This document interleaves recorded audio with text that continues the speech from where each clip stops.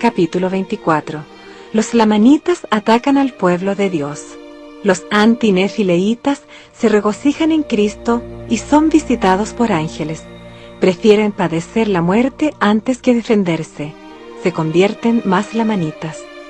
Y aconteció que los amalequitas y los amulonitas, y los lamanitas que se hallaban en la tierra de Amulón, y también en la tierra de Elam, y los que estaban en la tierra de Jerusalén, y en resumen, en todas las tierras circunvecinas, que no habían sido convertidos, ni habían tomado sobre sí el nombre de Antinefilei, fueron provocados a ira contra sus hermanos por los amalequitas y los amulonitas, y su odio contra ellos llegó a ser sumamente intenso, a tal grado que empezaron a rebelarse contra su rey, al punto de que ya no quisieron que fuera su rey. Por tanto, tomaron las armas contra el pueblo de Antinefilei, y el rey confirió el reino a su hijo, y le dio el nombre de Antinefilei.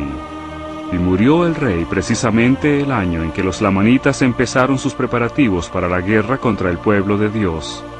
Ahora bien, cuando Amón y sus hermanos y todos los que lo habían acompañado vieron los preparativos de los lamanitas para destruir a sus hermanos, se dirigieron a la tierra de Midian, donde Amón encontró a todos sus hermanos, y de allí fueron a la tierra de Ismael, a fin de reunirse en consejo con Lamoni y también con su hermano Antinefilei, acerca de lo que debían hacer para defenderse de los lamanitas. Y no hubo uno solo de los que se habían convertido al Señor que quisiera tomar las armas contra sus hermanos, ni siquiera preparativos de guerra quisieron hacer. Sí, y también su rey les mandó que no lo hicieran. Y estas son las palabras que dirigió al pueblo concerniente al asunto. Doy gracias a mi Dios, amado pueblo mío, porque nuestro gran Dios en su bondad nos ha enviado estos hermanos nuestros, los nefitas, para predicarnos y para convencernos concerniente a las tradiciones de nuestros inicuos padres. Y he aquí, doy gracias a mi gran Dios por habernos dado una porción de su Espíritu para ablandar nuestros corazones, de modo que hemos iniciado relaciones con estos hermanos, los nefitas. Y he aquí, también le agradezco a mi Dios, que por haber iniciado estas relaciones, nos hayamos convencido de nuestros pecados y de los muchos asesinatos que hemos cometido. Y también le doy gracias a mi Dios, sí, a mi gran Dios, porque nos ha concedido que nos arrepintamos de estas cosas, y también porque nos ha perdonado nuestros muchos pecados y asesinatos que hemos cometido, y ha depurado nuestros corazones de toda culpa por los méritos de su Hijo. Pues he aquí, hermanos míos, en vista de que, por ser nosotros los más perdidos de todos los hombres, nos ha costado tanto arrepentirnos de todos nuestros pecados y de los muchos asesinatos que hemos cometido, y lograr que Dios los quitara de nuestros corazones, porque a duras penas pudimos arrepentirnos lo suficiente ante Dios para que Él quitara nuestra mancha. Ahora pues, muy amados hermanos míos, ya que Dios ha quitado nuestras manchas, y nuestras espadas se han vuelto lustrosas, no las manchemos más con la sangre de nuestros hermanos. He aquí, os digo que no.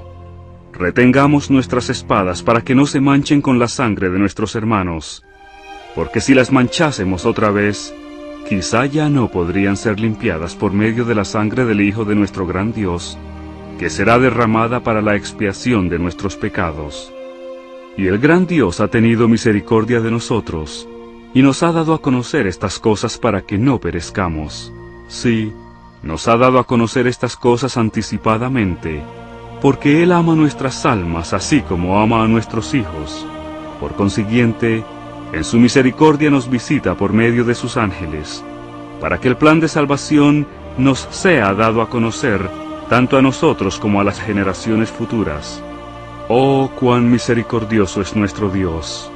Y he aquí, ya que nos ha costado tanto lograr que nos sean quitadas nuestras manchas, y que nuestras espadas se vuelvan lustrosas, escondámoslas a fin de que conserven su brillo, como testimonio a nuestro Dios en el día final, el día en que seamos llevados para comparecer ante Él, para ser juzgados, de que no hemos manchado nuestras espadas en la sangre de nuestros hermanos, desde que Él nos comunicó su palabra y nos limpió por ello.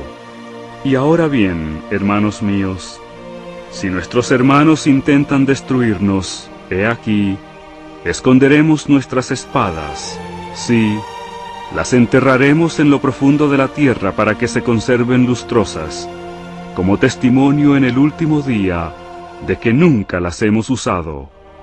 Y si nuestros hermanos nos destruyen, he aquí, iremos a nuestro Dios y seremos salvos. Y aconteció que cuando el rey hubo dado fin a estas palabras, estando reunido todo el pueblo, tomaron ellos sus espadas y todas las armas que se usaban para derramar sangre humana, y las enterraron profundamente en la tierra. E hicieron esto, porque a su modo de ver, era un testimonio a Dios y también a los hombres, de que nunca más volverían a usar armas para derramar sangre humana. Y esto hicieron, prometiendo y haciendo convenio con Dios de que antes que derramar la sangre de sus hermanos, ellos darían sus propias vidas, y antes que privar a un hermano, ellos le darían, y antes que pasar sus días en la ociosidad, trabajarían asiduamente con sus manos. Y así vemos que cuando estos lamanitas llegaron a conocer la verdad y a creer en ella, se mantuvieron firmes, y prefirieron padecer hasta la muerte antes que pecar. Y así vemos que enterraron sus armas de paz, o sea, enterraron sus armas de guerra en bien de la paz. Y sucedió que sus hermanos, los lamanitas, hicieron los preparativos para la guerra, y llegaron a la tierra de Nefi, con la intención de destruir al rey y poner a otro en su lugar, y también destruir al pueblo de Anti-Nefi-Lehi en toda la tierra. Ahora bien, cuando los del pueblo vieron que venían contra ellos, salieron a encontrarlos, y se postraron hasta la tierra ante ellos, y empezaron a invocar el nombre del Señor, y en esta actitud se hallaban cuando los lamanitas empezaron a caer sobre ellos y a matarlos con la espada. Y así, sin encontrar resistencia alguna, mataron a 1005 de ellos, y sabemos que son benditos, porque han ido a morar con su Dios. Y cuando los lamanitas vieron que sus hermanos no huían de la espada, ni se volvían a la derecha ni a la izquierda, sino que se tendían y perecían, y alababan a Dios aún en el acto mismo de perecer por la espada, sí, cuando los lamanitas vieron esto, se abstuvieron de matarlos. Y hubo muchos cuyos corazones se habían conmovido dentro de ellos por los de sus hermanos que habían caído por la espada, pues se arrepintieron de lo que habían hecho. Y aconteció que arrojaron al suelo sus armas de guerra y no las quisieron volver a tomar, porque los atormentaban los asesinatos que habían cometido, y se postraron, igual que sus hermanos, confiando en la clemencia de aquellos que tenían las armas alzadas para matarlos.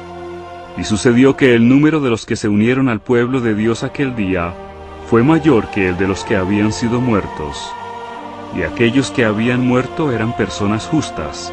Por tanto, no tenemos razón para dudar que se salvaron. Y no había un solo hombre inicuo entre los que perecieron, pero hubo más de 1000 que llegaron al conocimiento de la verdad. Así vemos que el Señor obra de muchas maneras para la salvación de su pueblo. Y la mayoría de los lamanitas que mataron a tantos de sus hermanos eran amalequitas y amulonitas, de los cuales la mayor parte pertenecía a la orden de los neores. Y entre los que se unieron al pueblo del Señor, no hubo ninguno que fuese amalequita o amulonita, o que perteneciese a la orden de Neor, sino que eran descendientes directos de Lamán y Lemuel. Y así podemos discernir claramente que después que un pueblo ha sido iluminado por el Espíritu de Dios, y ha poseído un gran conocimiento de las cosas concernientes a la rectitud, y entonces cae en el pecado y la transgresión, llega a ser más empedernido, y así su condición es peor que si nunca hubiese conocido estas cosas.